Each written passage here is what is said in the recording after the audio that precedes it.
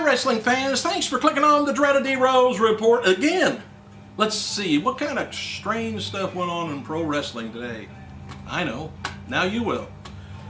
It's been confirmed that Mean Gene Okerlund will be handling the interviews next week on the 3-hour Old School Raw from Hershey, Pennsylvania. Legends confirmed include Sergeant Slaughter, Dusty Rhodes, Roddy Piper, Jimmy Snuka, Iron Sheik, Hacksaw Jim Duggan, and Nikolai Volkov. Oh, he's probably going to sing. WWE DVD News reports that WWE is planning to release a multi-disc set on the Hall of Famer $1 Million Man Ted DiBiase in mid-2011. DVD currently is in production, so you're going to just have to wait. This is kind of good.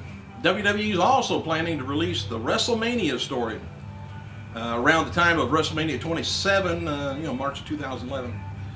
This will be also released on Blu-ray, but no other details at this time about it.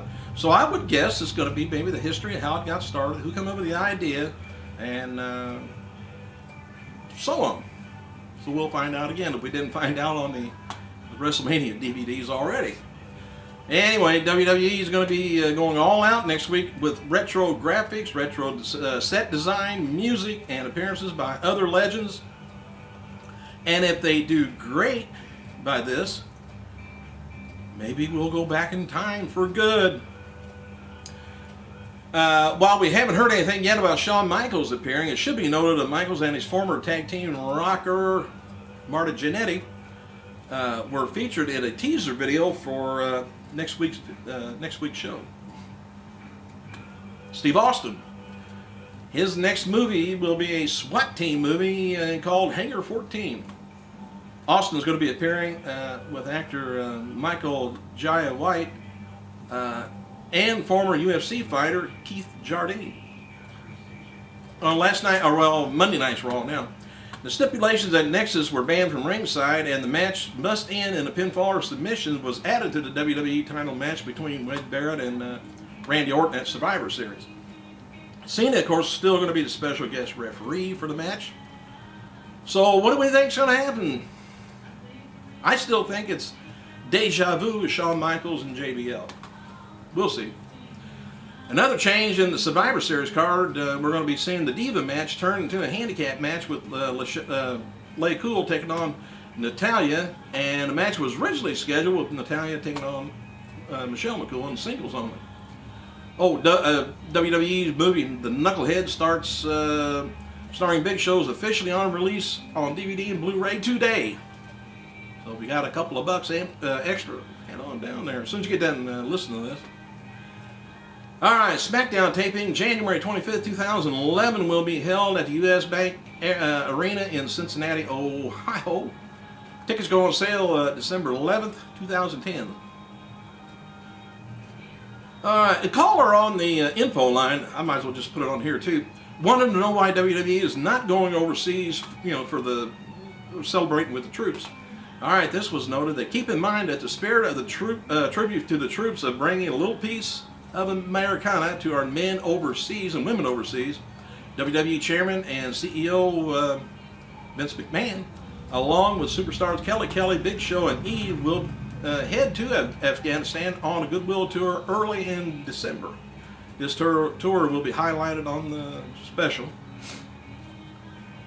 WWE's Old School Raw is coming on the heels of the company's releasing a new line of retro merchandise, which I'd like to get hold of some of that myself. It's said that officials feel that they need to embrace more of their past to help bring some of the fans from that era back. I know a good way to bring them back.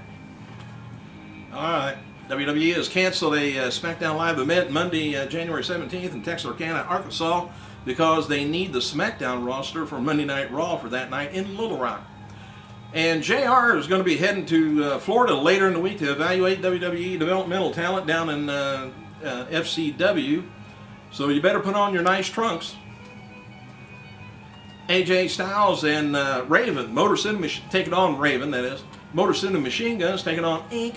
Incorporated and taking on Beer Money. Pope versus, I'll get this right in a minute, Pope versus Abyss. Jeff Jarrett versus Samoa Joe, Madison Rayne versus Velvet Sky have been announced for November's 12th return to the Asylum, Nashville. Also announced Jeff Hardy defending the TNA title and the return of Mr. Anderson. Didn't say he was going to be wrestling, but Eric Young, by the way, reportedly gone from TNA after his contract expired at the end of November. TNA offered Young a deal that was much worse than the deal he had been working under. Young declined the offer and told officials he's going to explore other options. Young may return in the future, but for now he's gone. You know, I was scared last week on TNA. Young was laying on his back with his head on the lap of,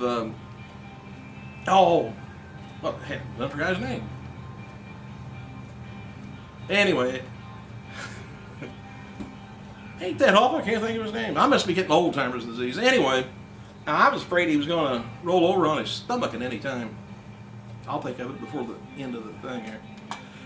Stone Cold was asked on the roster about rumors, about Raw hosting rumors. He says, man, I haven't talked with anybody about that. I mean, I'm hearing rumors all of a sudden I'm supposed to appear on Raw on something or other, or a WrestleMania 27 thing. I don't know nothing about it at all. He said, I haven't talked to anybody from WWE, and on the November 10th, I'm fixed to head to Vancouver to start another movie. I don't think it's going to happen because I haven't talked to anybody, anything. Oh. And about coming back, he said, it goes like what I was saying, said the ability to cut promos, on TNA is just great. He said, I believe every word 110%. Oh, by the way, his comeback, about him coming back, he has no idea. Making too many movies. Can't put that off because that's pretty good money. Not sure whether it's a WWE movie. All right, hang on just 1 second. Hold on. All right, I'm back. By the way, WWE is returning to Geneva, Switzerland, September 9th, 2011. If you're from there, you might want to watch out for them. Start my time thing. Oh, by the way, Orlando Jordan's, who Young had his head on the lap of. I was afraid he was, like I said, was going to roll over, and oh man, it's just been awful.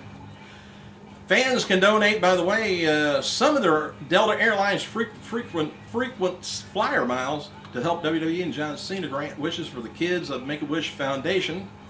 Michael Cole noted on his commentary during Monday's Raw that broadcaster partner Jerry Lawler is recovering from knee surgery, or knee injury, I guess. Lawler's former tag team announced partner Jim Ross said on his Twitter that the WWE Hall of Famer has a severe infection resulting from the injury. And it prevented him from flying to the UK for the show. Ross added that Lawler is on IV antibiotics and will be okay. Cena and Randy Orton are featured on the cover of the latest issue of Pro Wrestling Illustrated, which analyzes the longtime rival in 50 unique categories. Really? Eric Bischoff's son, Garrett, has joined TNA as a referee under the name of Jackson James. Jarrett was the referee at the main event in TNA's The Turning Point and appeared in a segment on this week's Impact. I know last week Bischoff fired supposedly a referee. I don't know what the deal is. But anyway, word is that Bischoff's son has been training with Brian Knobbs of the Nasty Boys, which I wouldn't want to do that.